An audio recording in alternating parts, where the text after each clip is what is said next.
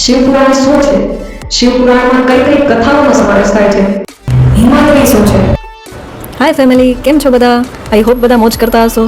હું છું માનસી રેણુકા અને સ્વાગત છે તમારું એક નવા વ્લોગમાં.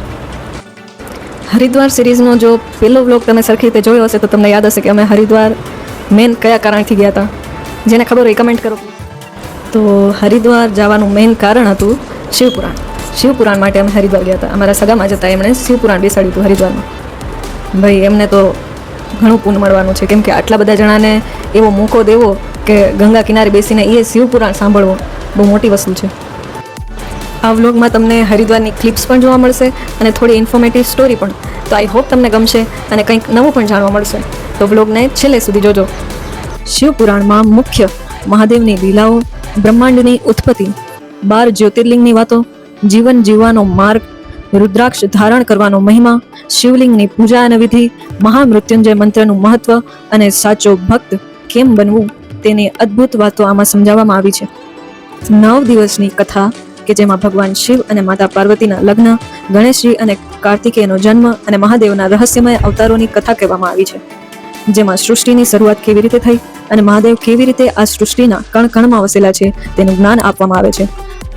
અને જેમાં ભારતમાં આવેલા પવિત્ર 12 જ્યોતિર્લિંગો કેવી રીતે પ્રગટ થયા તેની પાછળનો મહિમા બતાવવામાં આવ્યો છે.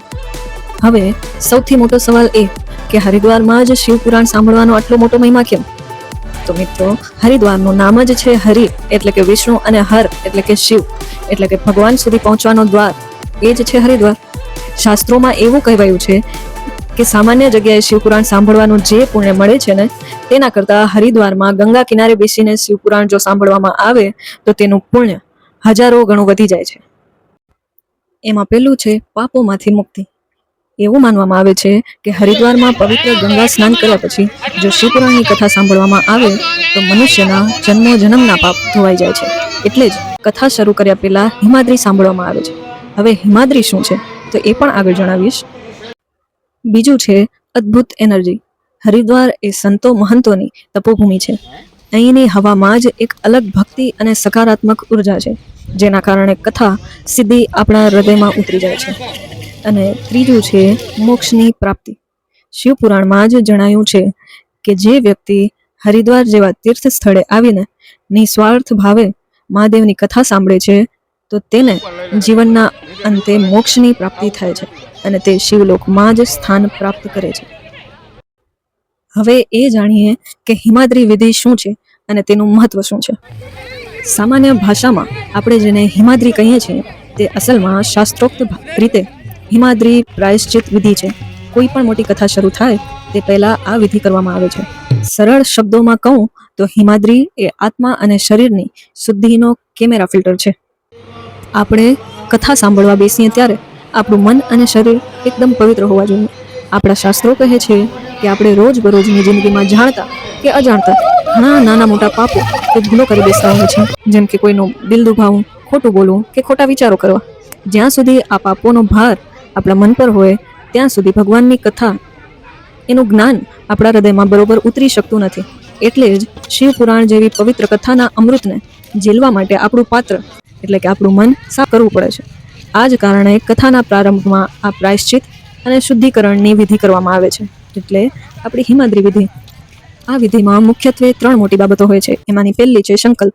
હાથમાં જળ અને ફૂલ રાખીને સંકલ્પ લેવામાં આવે છે કે હે મહાદેવ, હું આગામી દિવસોમાં પૂરી શ્રદ્ધા સાથે તમારી કથા સાંભળીશ, મારું મન ભટકવા નહીં દઉં. આ મારી ભાષામાં કહું છું, બાકી બ્રાહ્મણ બોલાવે એ રીતે બોલવાનું હોય છે. બીજું છે દશવિધ સ્નાન. આમાં વિચારીને અથવા તો વાસ્તવિક રીતે 10 પવિત્ર વસ્તુઓથી સ્નાન કરવાનું મહત્વ છે. હવે તો વિચારીને જ કરાવી લે છે, કોઈ 10 વસ્તુથી સ્નાન કરવા નથી જતું. એમાંની પહેલી વસ્તુ છે ગંગાજીની માટી, બીજું ગાયનું છાણ, ભસ્મ, દૂધ, દહીં, ઘી, મધ અને પવિત્ર ઘાસ જેવી વસ્તુઓનો ઉપયોગ થાય છે અને આનાથી શરીરના તમામ દોષ દૂર થાય છે. ત્રીજું છે પાપોનું પ્રાયશ્ચિત અને ગૌદાન. આ વિધિમાં બ્રાહ્મણો દ્વારા ખાસ મંત્રોચ્ચાર થાય છે, જેમાં આપણે કરેલી ભૂલો માટે ભગવાન પાસે ક્ષમા માંગવાની હોય છે. અને ગાયનું દાન, હવે તો કોઈ ગાયનું દાન નથી કરતું, પણ એના બદલે દક્ષિણા આપી દે છે. આ વિધિ કર્યા પછી અને ગંગા સ્નાન કર્યા પછી આપણે કથા સાંભળવા માટે અને સમજવા માટે તૈયાર થઈ જાય છે એવું ગણાય છે. એટલે આ વિધિ કથાની શરૂઆતના આગલા દિવસે અથવા તો સવારે કરવામાં આવે છે. તો થેન્ક યુ સો મચ. જો આટલે સુધી તમે જોવો છો વ્લોગને તો લાઇક અને શેર કરવાનું ભૂલતા નહીં. અને જે લોકોએ સબસ્ક્રાઈબ નથી કર્યું એ કરી લેજો. જોવે છે બધાએ પણ સબસ્ક્રાઈબ કોઈ નથી કરતું, તો પ્લીઝ કરી લેજો.